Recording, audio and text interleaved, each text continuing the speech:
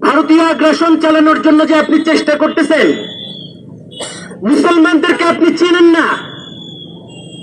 দিল্লির মসনদ মুসলমানদের হাতে আসবে ইনশাআল্লাহ। আপনি অচিরে অপেক্ষা করেন, অচিরে আপনার মসনদ ভেঙে টুকরা টুকরা করা হবে। সংগ্রামী তাওহীদি জনতা, ইন্ডিয়া আমাদের প্রতিবেশী।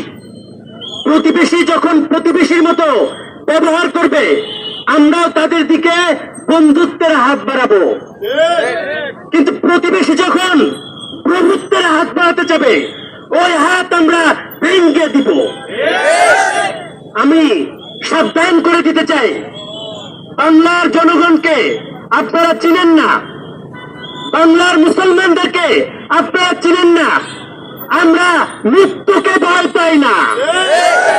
মৃত্যুকে আপনারা মদকে যেরকম ভাবে